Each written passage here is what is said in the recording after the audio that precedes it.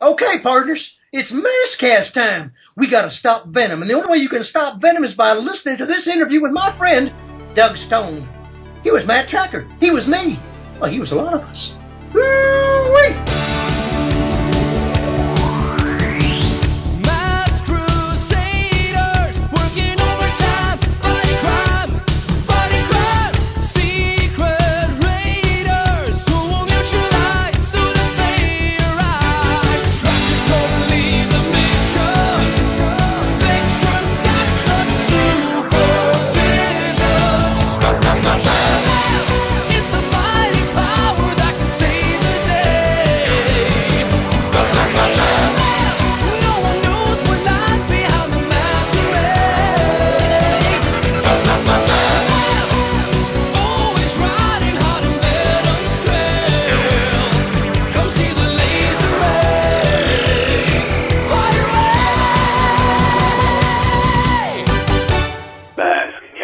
Computer, scan files.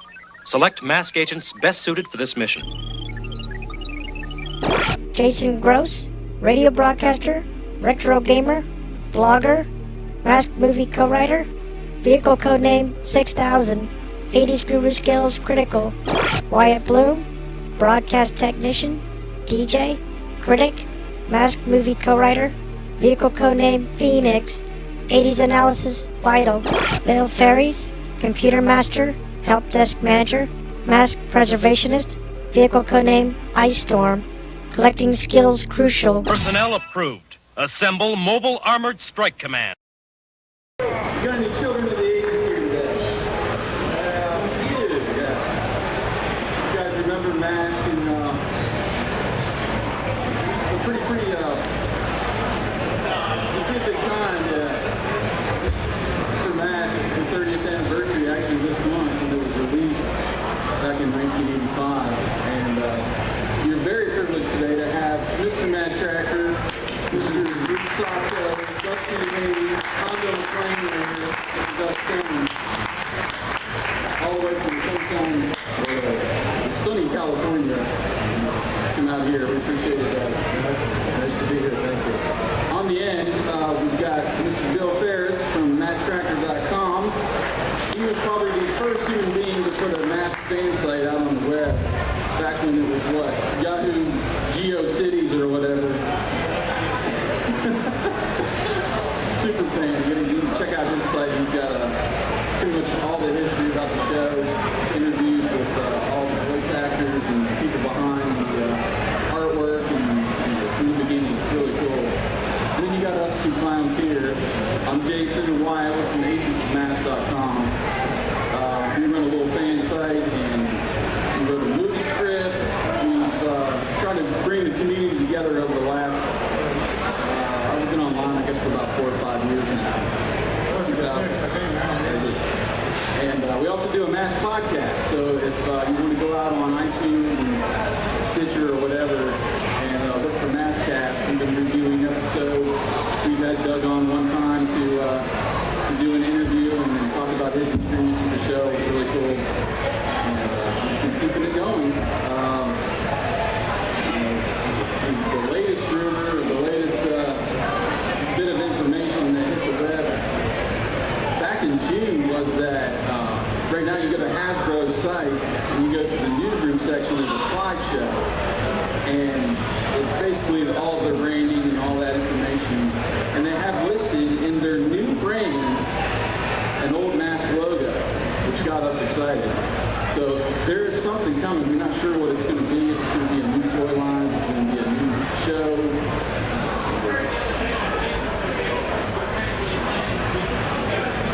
Okay, yeah, I mean that's possible too to reboot the series. We're just kind of, little kids waiting to get the candy at this point. Hopefully Doug is involved in that too. That would be neat. We have no idea. The rumors have not come. They haven't reached us in Los Angeles from any producers. The rumors I'm hearing are mainly coming from the fan bases and whatnot. Our only hope would be that if they did reboot it, if they felt that our voices were too old, if it was an animated series, that they would at least guest us into the series. Would be kind of nice, just for the sentimental value of nothing else. But I think I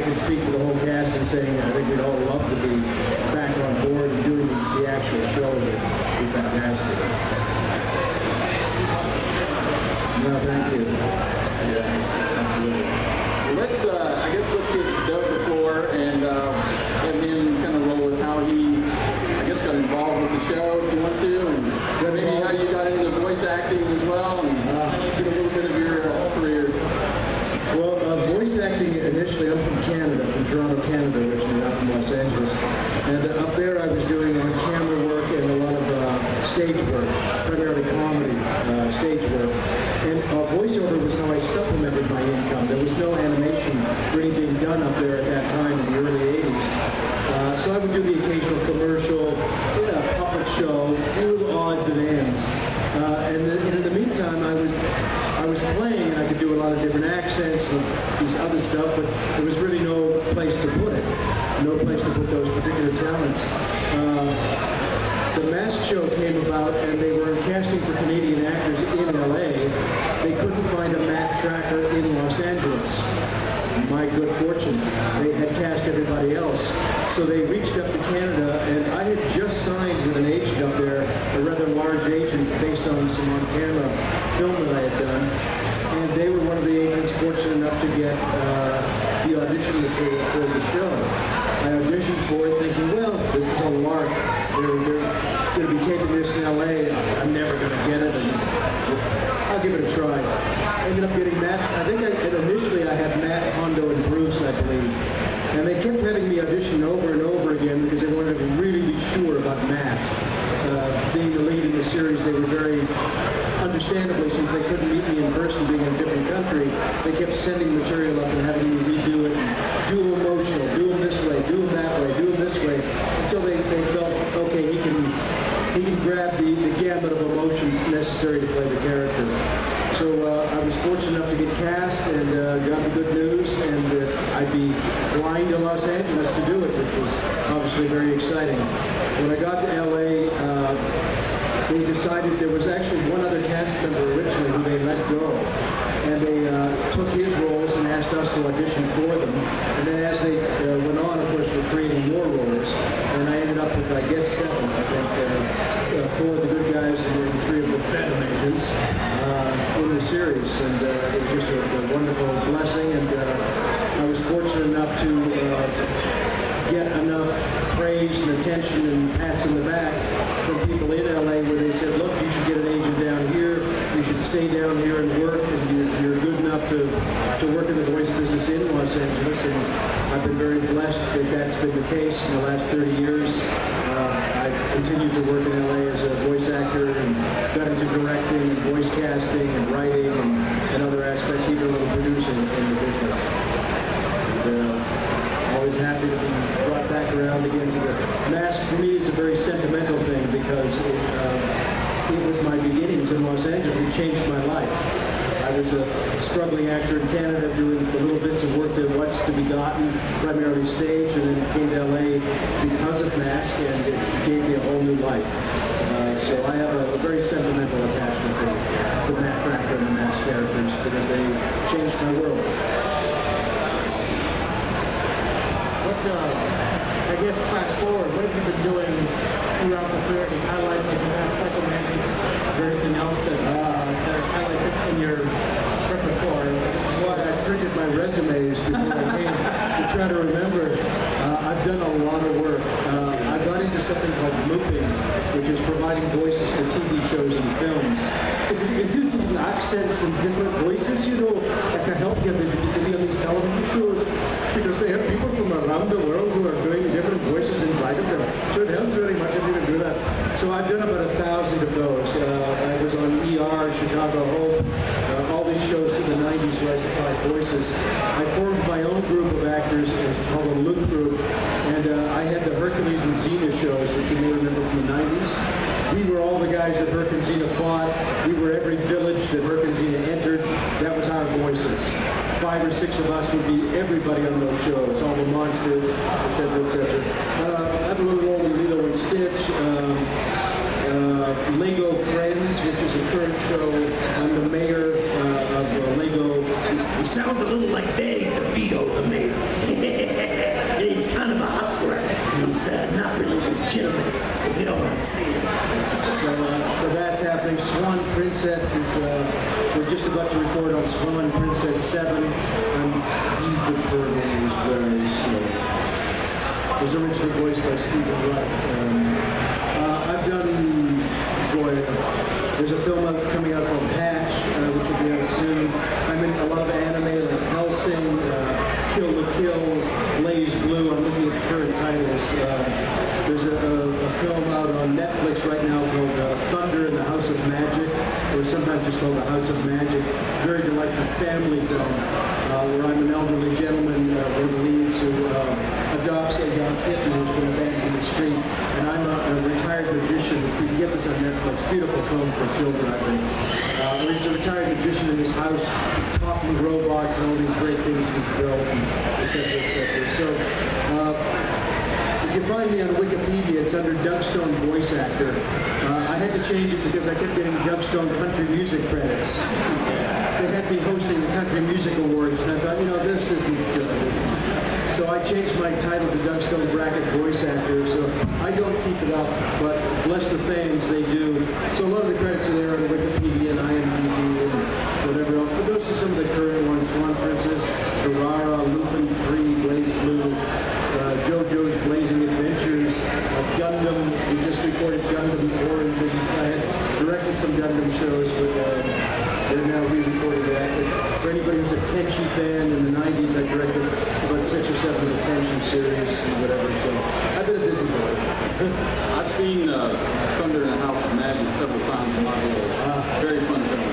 Thank you, good. I love doing it. Because I'm very involved in animal welfare on a personal basis. I volunteer at animal shelters, so doing that film was great because part of the basis was this man immediately took in this shelter, this little animal, who turns out to be the hero of the film, which is, I love the fact that the little cat is the hero.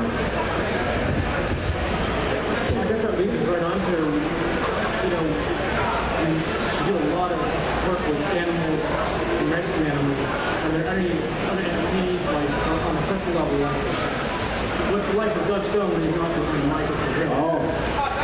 Well, playing poker with George Clooney. I can see that. Dating Jennifer Aniston, just a typical Hollywood. The LA life. Partying, LA life, usually up by the pool, tanning with the Kardashians, If the sun can make it past the Kardashians to reach me, so. It's actually a quiet life, actually, that I lead on a personal level. I got involved in as I'm nearing retirement, and I'm already collecting my Screen Actors Guild pension.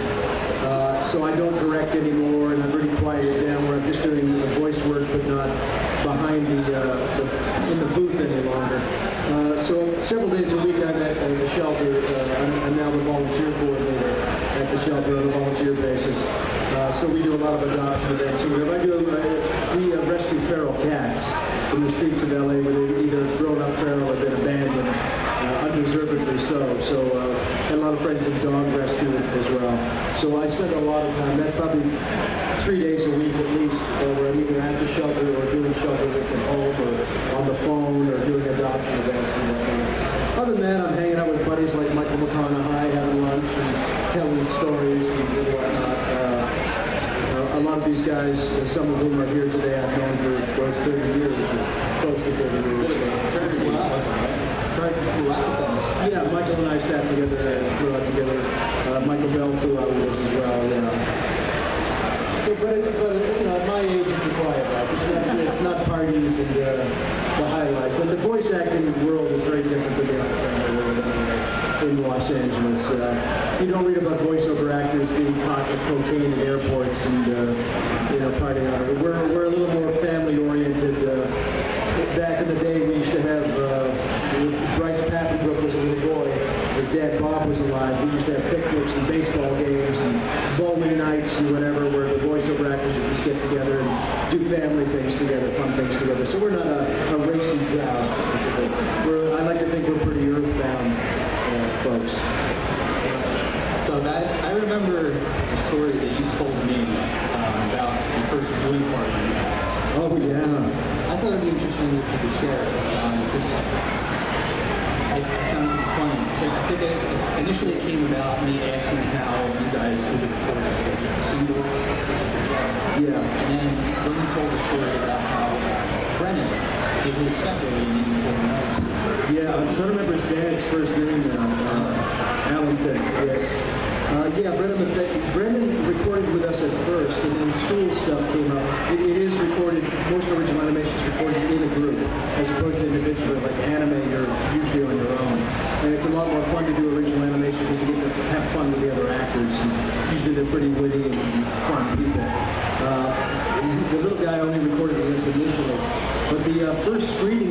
saw of it, Alan Thicke, who's he's Robin Thicke's dad, quite successful, invited us over to their home to actually watch it on their TV set. It might have been a broadcast even. It might have been the first broadcast date that we sat and watched the show. But Alan didn't actually watch it with us, unfortunately. He had a date that night.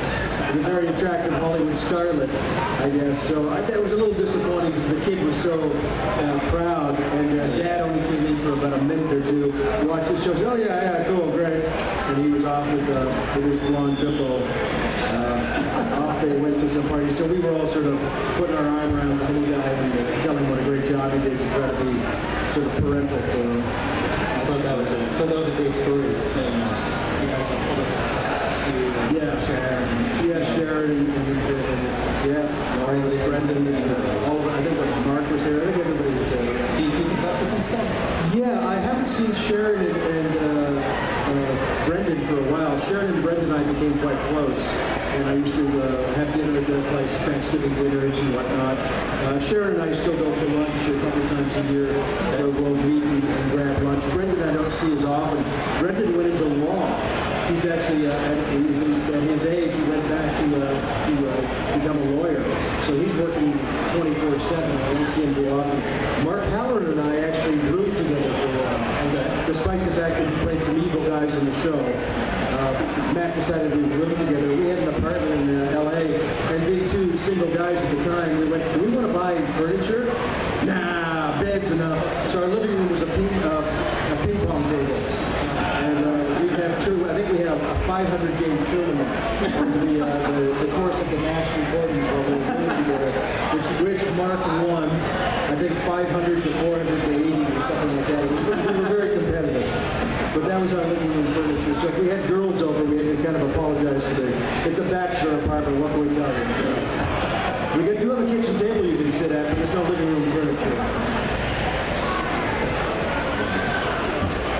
I haven't seen him in a while. He's still in L.A. Okay. Graham moved to New York. Graham McKenna, I believe, is in New York now. Graham I haven't seen since the late 80s. Okay. So we've been in touch on Facebook once in a while, but I haven't seen him. Well, since we got Doug here, and he did 8 voices, I think, on the show, why don't you, go into some of the characters? I know you did a little bit on our podcast about how they stand, how the delivery goes, because they're very different from Bruce Sato and Dusty Hayes and stuff. So this time and I don't have a goal this time, no excuses, well, one of the things I was telling the fellas, one of the tricks of voice acting, you would call it a trick, aside from changing your voice to try to pitch it up a little bit higher to be dusty or whatever, is changing your body, changing your body stance. I'm obviously not a big guy, and I was doing Hondo and Matt, who are both large men. So what I would do is stand with my chest forward and try to open the chest cavity as much as I could, and just try to feel my own strength and muscles when I was voicing them. When I was doing Bruce, I would often have my hands in front of me, my shoulders forward slightly, and Bruce would make himself smaller, because Bruce does not wish to take on excess space. He would rather make a witticism and then step back. So I would be Dusty, of course, I'd be waving my hands around, because Dusty was full of energy. So to get that energy going in your voice, you can fake it and go, I'm full of energy. But it helps to go, I'm full of energy. And it really does add to what comes out of your vocals. So it was actually quite exhausting doing cartoon sessions. If you're doing multi-characters, especially if you're talking to yourself, you may have a scene where you're 3 guys in a row talking to yourself, so you'll take a beat and change your physical stance. So then we Matt Trakker, you're going to Hondo. I can't even do Hondo anymore, it's too deep. But then to switch to Bruce from there. Or to, I forget exactly how some of the bad guys sounded, but I believe one of them did sound a little bit like Deputy Doggone Dad. Next story, yes. So you just change the physicality that would help you to change your voice as well. It was just something I learned down there that the late Tony Pope, I don't know if you know this voice actor, Tony was goofy for many years and a lot of other animated characters. I was doing a show once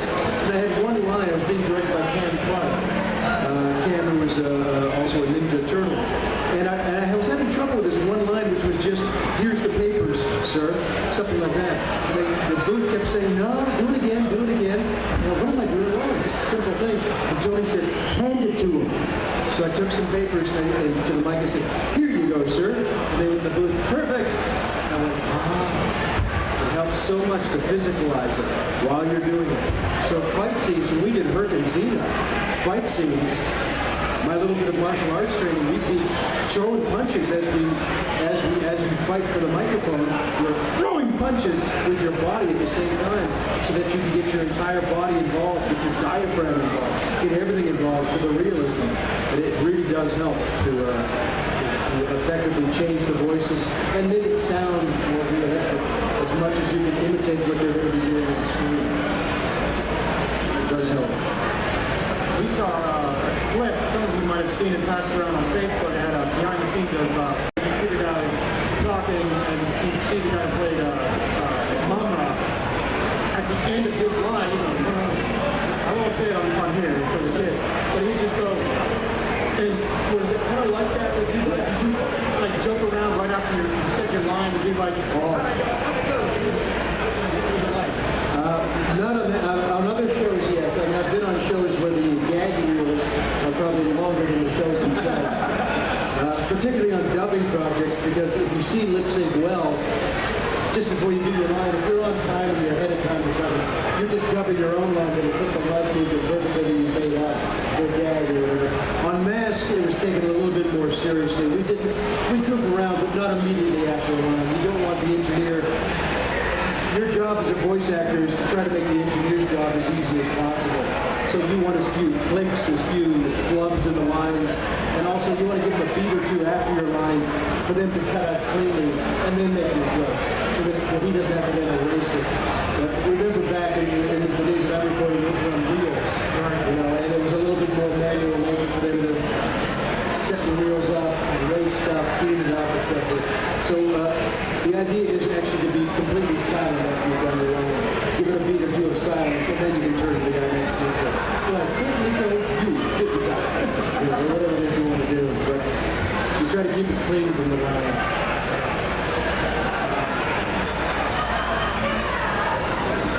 I guess you can finish the fans, right? I mean, you've got plenty of time.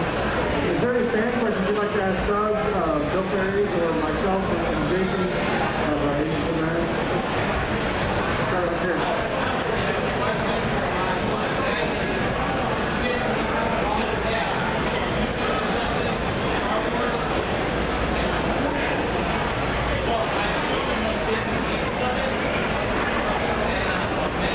Right.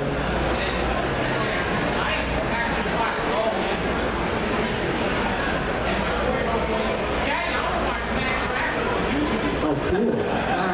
Very cool. Oh, I love that. Another one. Oh, no. Send that recording to Hasbro.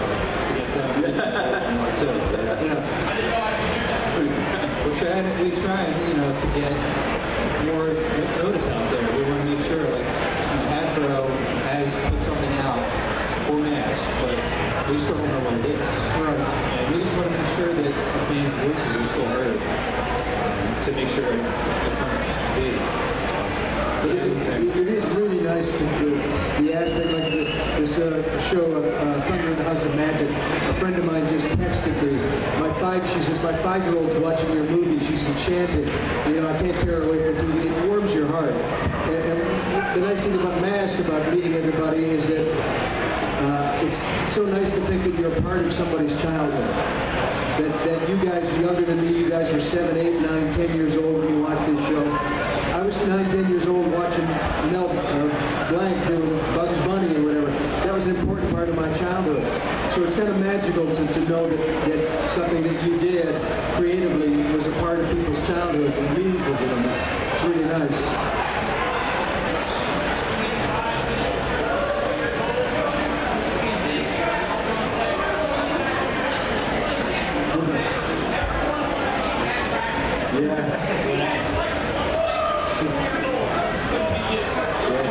Kids have told me they went home after school and they'd say, okay, get your friends over, we need the right agents for this mission.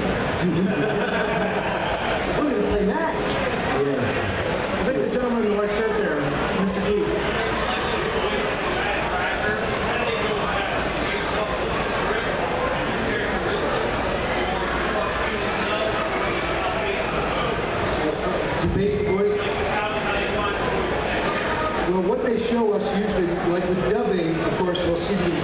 project because it's been done before. With original animation, they usually be showing you drawings and script portions.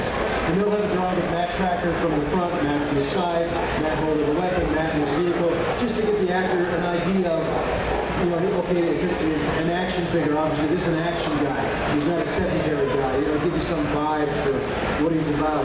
And then it's up to the actor to present to them what you imagine he might sound like.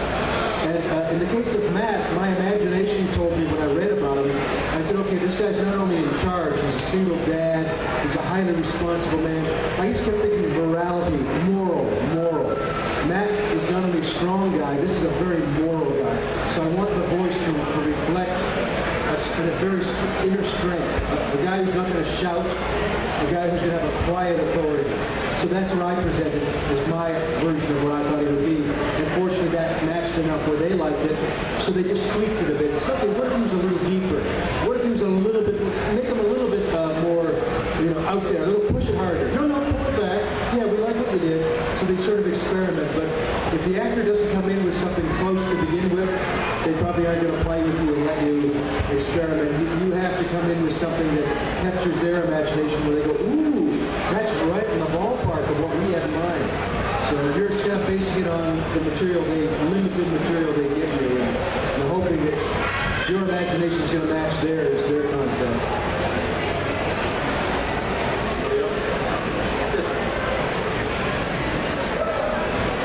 So I started to speak up again.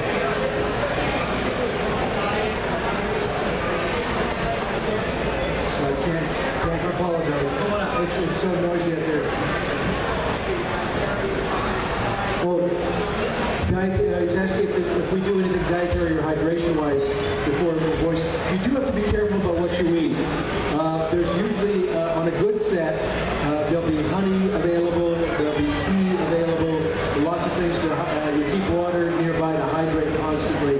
You want to stay away from things like pizza and cheese, bananas, things that are going to cause lip smacking, etc., etc.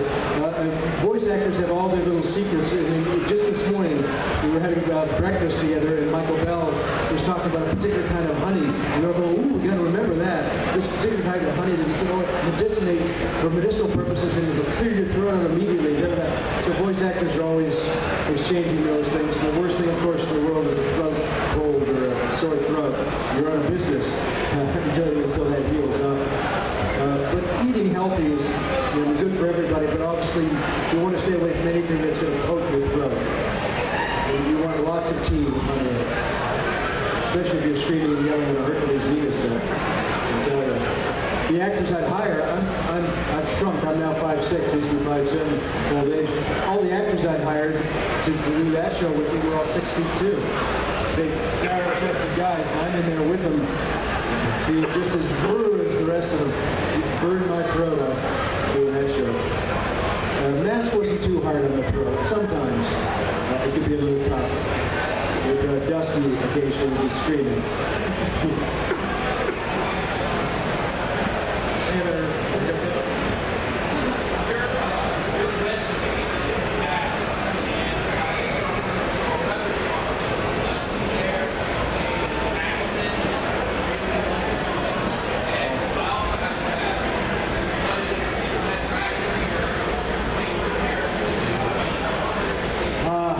It's hard to have. I mean, Psycho Mantis was a biggie, and it was a lot of fun to do. That was tough on the voice, but I liked it a lot.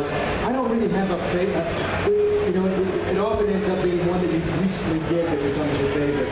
This Thunder in the House of Magic, I have a real affection for the elderly gentleman, the magician that I voiced in that. He was a New England, from New England, he was very benign, gentle old fellow. And I liked his good heart. He was a nice fellow.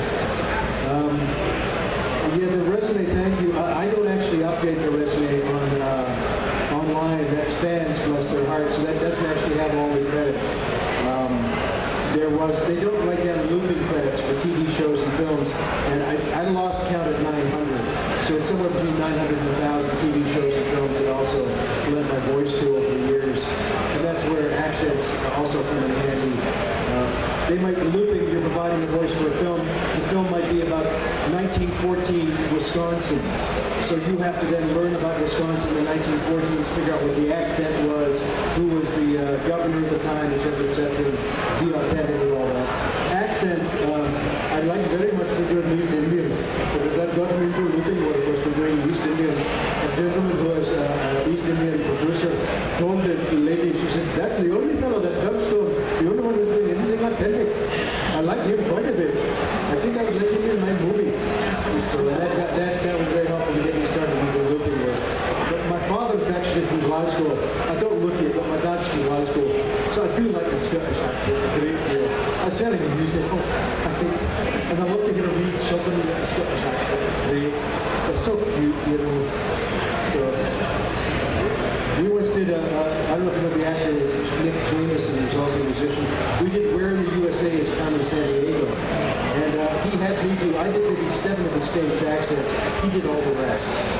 That man can do every accent in the world. He's incredible at it. I'm pretty good with accents, but he is pristine. But that was a fun challenge to see if we could differentiate every state and get the peculiarities of every state which differ slightly, you know, from place to place. Anybody else have any questions for Doug or anyone of us? I have a general question for the audience at least. What was your favorite vehicle or toy growing up? Just quickly go around.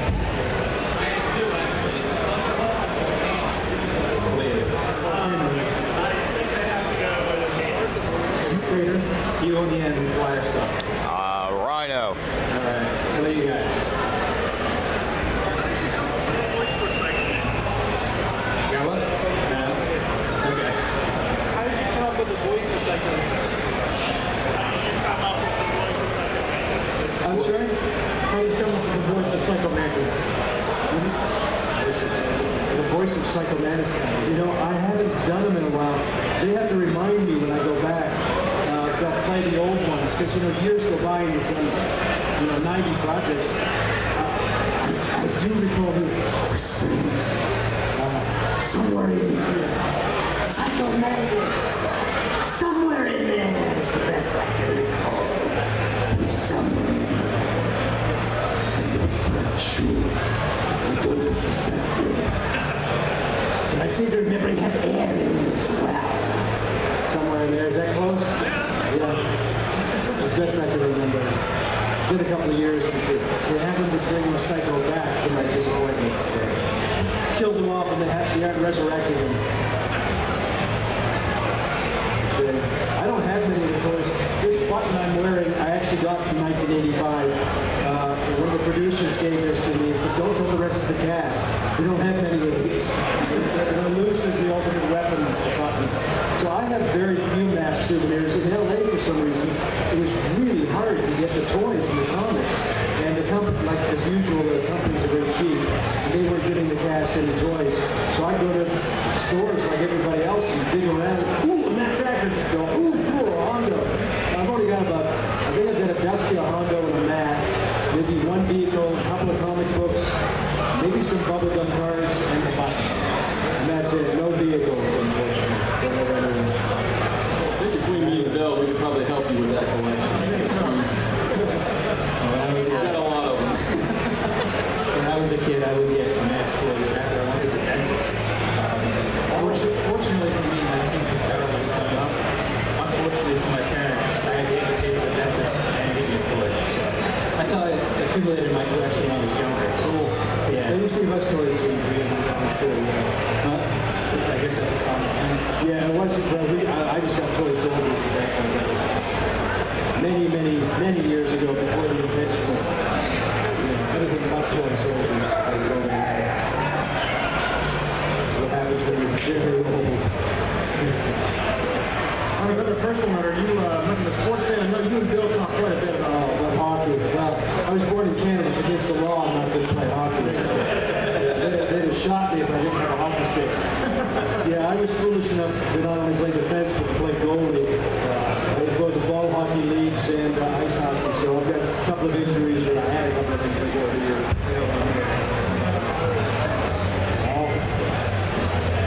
Yeah, and soccer. That's something the smaller guy can play.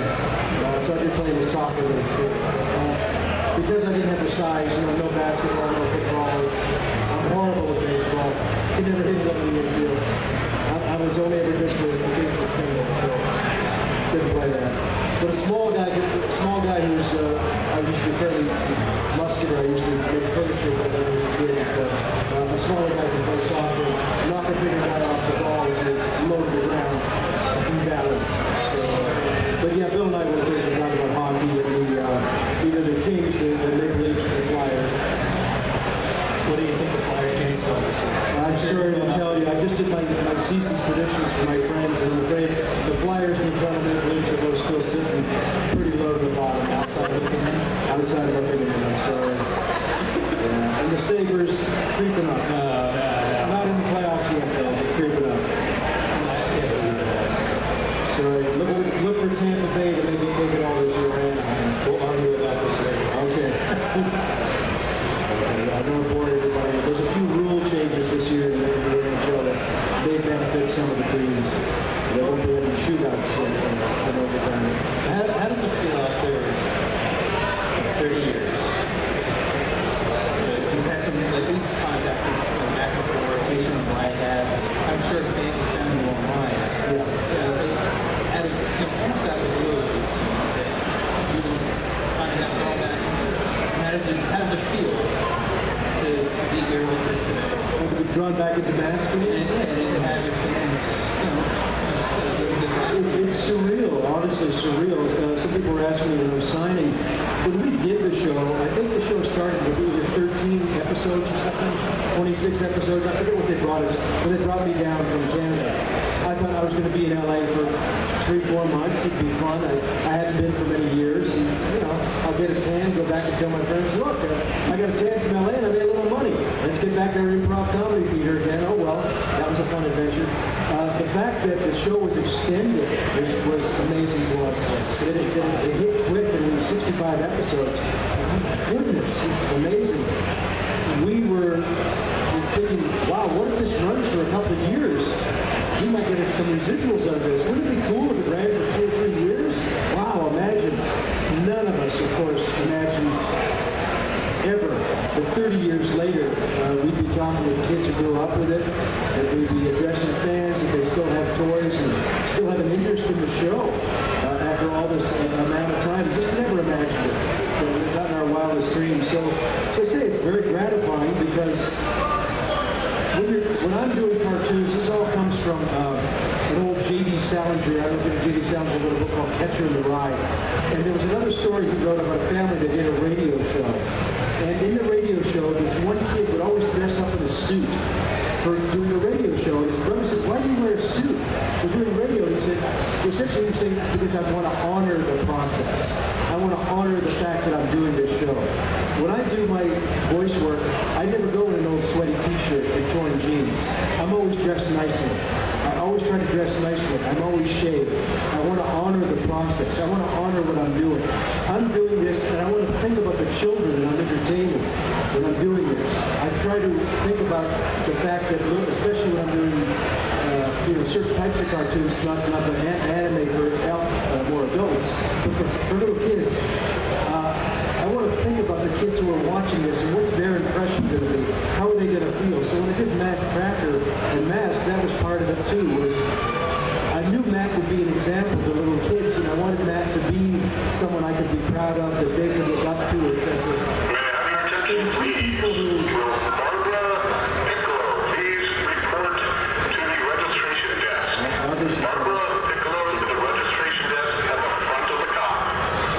to see people who grew up with it, who were kids when it was being done, it's very gratifying. It's very sweet because if they, I had an influence on you guys when you were just little guys and you were open vessels to taking it in.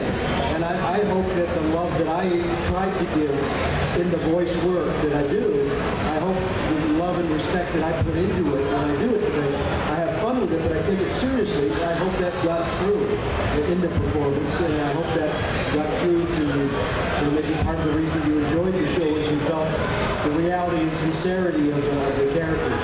So it's just very gratifying because, again, it's delightful work to do. I've done a lot of other things before. I've worked in factories. I have scars from being a furniture maker. I've dug ditches. I've mopped fast food restaurants as a 20-year-old and done all that kind of work. So I'm blessed to be able to do this for a living. And that may be part of the reason I take it seriously is because I feel very fortunate to be able to do this. It's a wonderful way to make a living. Thank you very much. Yeah.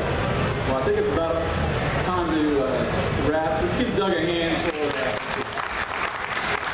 doing his guest today. For all you guys, just want to mention real quick, we're going to have some freebies up here on our websites and actually from boulderhill.net.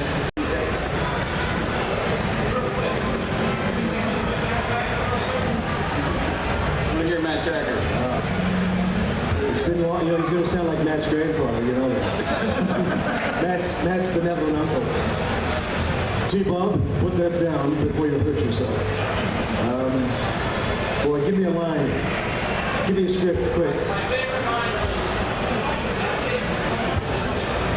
Gentlemen, I'm here to send you on your next mission.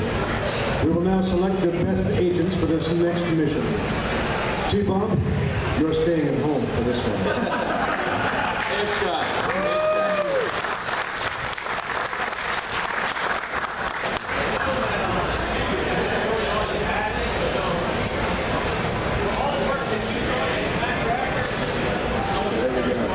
Oh, wow. Thank you so much. Thank you. Oh, very cool. Very cool. Behind it here, too. Thank you, everyone.